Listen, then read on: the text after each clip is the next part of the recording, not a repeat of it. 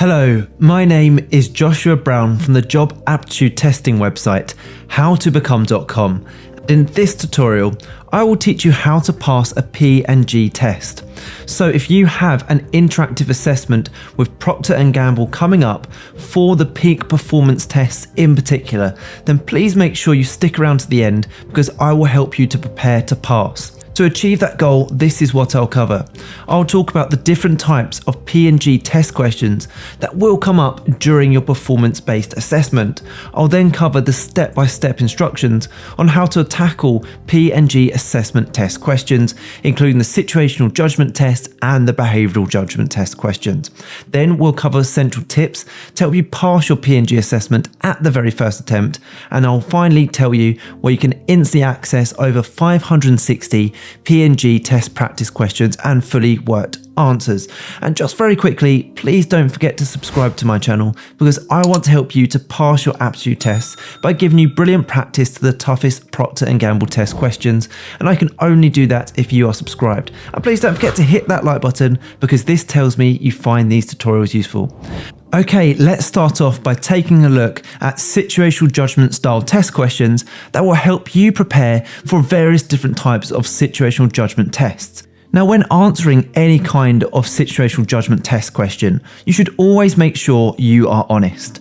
Due to the nature of a situational judgment exercise, it is important that your answers are always honest. However, by practicing these type of questions, you can fully prepare for what you may expect in your assessment.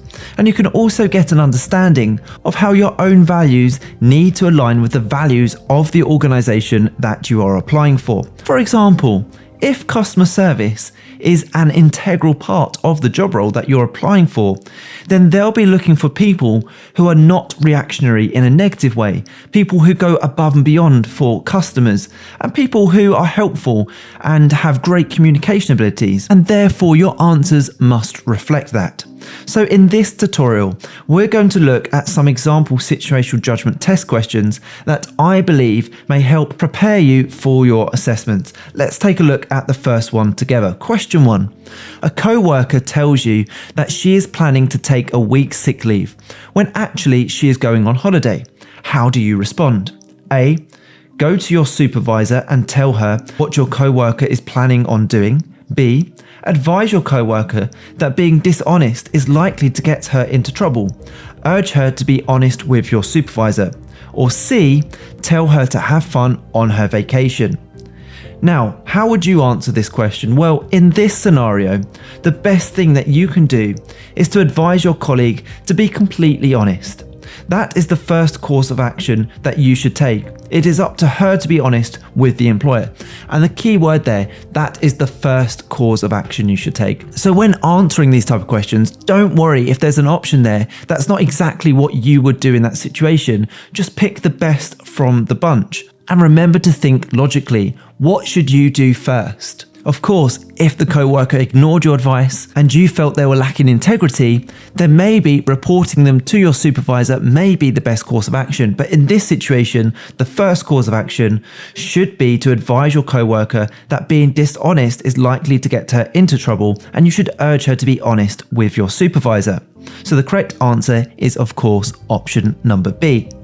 Let's take a look at another one together. The company has decided to implement a new strategy that you believe will not work. You believe that this new strategy will take the company in the opposite direction to what they should be aiming for. You've tried to voice your opinions on the matter, but no one will listen. Do you A.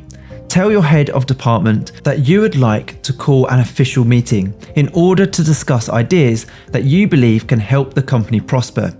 B. The company has made their decision, and it is not your fault if this ends badly. Do nothing. Or would you do option C? Discuss with other colleagues to find out their take on the situation. This time I'm going to give you 10 seconds to answer this question. Let me know in the comment section below and then we'll go through the answer together.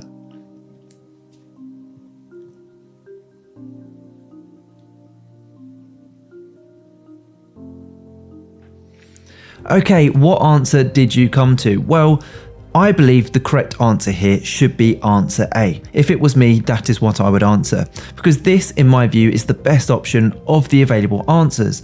None of these are ideal. but calling a meeting is the most professional choice here from these options. Let me know what answer you put in the comment section below. Okay, now it is your turn.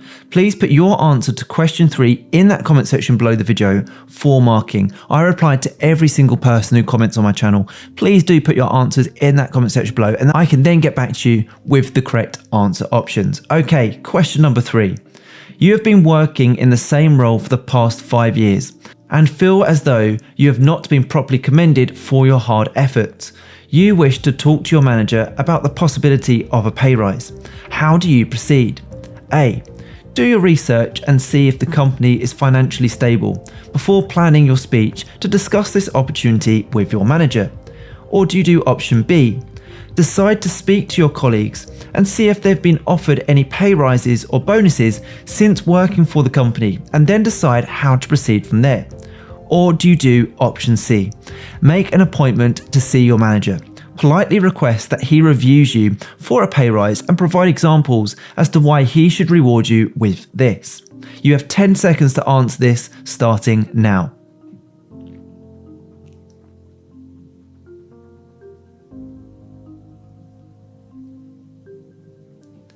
Okay, let's move on to question 4. Don't forget to put your answer in the comment section below. Question 4. You are working with a colleague on a presentation. You notice that he is not putting in much effort and shows a lack of enthusiasm. Do you A. Talk to your colleague and explain that this is a mutual presentation and that you would appreciate his help with the work? Do you B. Get on with the presentation yourself in order to make sure 100% effort is put into it? Or do you C. Inform your team leader and discuss the issues you are facing? You have 10 seconds starting now.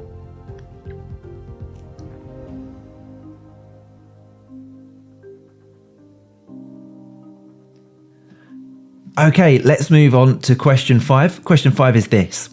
You are sent on a training course in order to improve and enhance your knowledge of marketing and advertising. However, your training is for 8 hours with a man who has a thick accent. You're struggling to understand him. Do you A. Raise your hand and tell him that you're struggling to understand what he is saying? Do you B. Do your best to make notes, ask questions, and compare notes with colleagues at the end? Or do you do C, do the best you can with the tutor you have been given? You have 10 seconds on the timer starting now.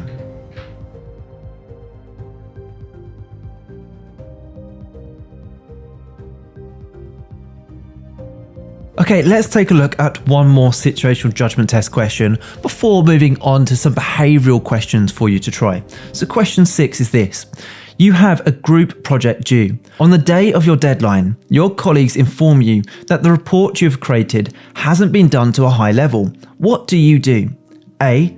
Meet with your boss, explain the situation and ask for an extension. B.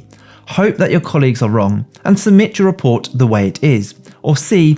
Decide not to hand in the report and say you haven't completed it in order to give you more time to start afresh. You have 10 seconds starting now.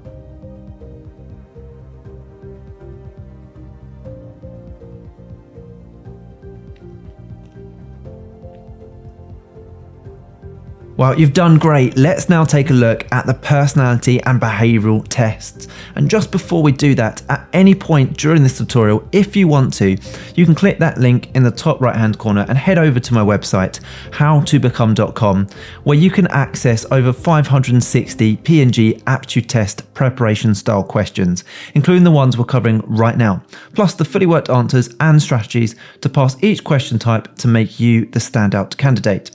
Okay, personality tests are being used more and more in the job selection process. It allows employers to not only assess a person's suitability for the job role through their experience and skills, but also takes into consideration how a person's characteristics and personality traits could possibly help or influence the job role in some way. While it's clear that the job application process proves difficult for everyone involved, it is the first step of making an impression, so portraying yourself in the right way is important. Okay, let's take a look at some questions. I look at something from all angles. Is that true or false? Now, while there are no right or wrong answers for these questions, The test provides valuable information for employers, for which they can piece together to gain an overall impression of that applicant.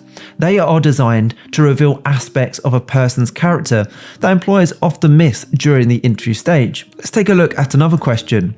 I like to stop and think before I do something. Is that true or false? I worry about the outcome. Is that true or is it false? Now, if you answered true to each of the above statements we've just covered there, this indicates that you are someone who may not be particularly impulsive.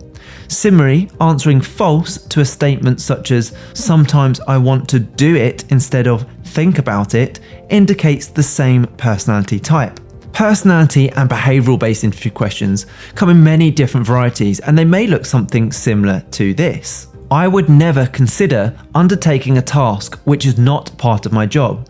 And then you would have to answer, do you strongly agree with that statement? Do you just agree with that statement? You neither agree or disagree with the statement? Do you disagree with it? Or do you strongly disagree with that statement?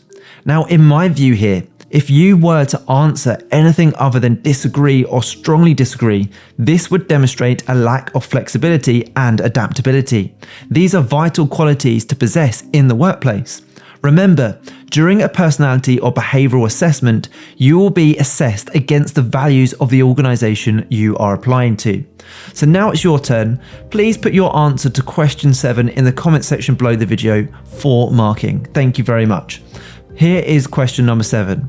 I prefer to work on one task at a time, as opposed to working on multiple tasks simultaneously. Here are your answer options. Again, I'm going to give you a timer to answer these, but I'm just going to give you 5 seconds this time. Make sure you write your answer in the comment section below, and then we'll move on to another question. Your 5 seconds starts now. Okay, let me know what you chose. Here is another statement for you. I'm not afraid to disagree with my manager.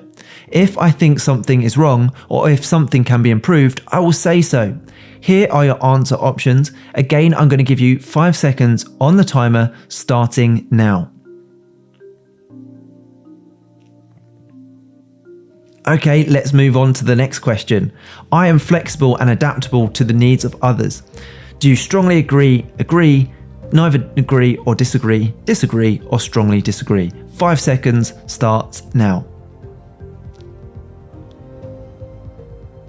Great, do let me know which answer options you chose in the comment section below, and I'll reply to you and mark your answers for you. So the next thing to do is to please make sure you click that button in the top right hand corner of this video right now. Head through to my website, howtobecome.com, where you can get access to over 560 P&G preparation style aptitude test questions, just like the ones we've covered today, and you'll also get the fully worked answers to each question. You can literally have online access within 2 minutes from now, and it's guaranteed to help you prepare effectively for your next job aptitude test, and also, more importantly, put you ahead of the competition. I hope you've enjoyed this tutorial. Please don't forget to subscribe, as I'm on a mission to help as many people as possible pass their aptitude tests and their job interviews, and I can only do that if you are subscribed. Please also hit that like button, as that encourages me to make more videos just like these. If you have any questions regarding aptitude tests, please feel free to put these in the comment section below so I can get back to you with even more tips and advice. Oh, and don't forget to connect with me on LinkedIn. It's always great to connect with like-minded professionals such as yourself. I've put my LinkedIn link in that description below. Thank you so much for watching. I wish you all the best with your assessment. Have a great day.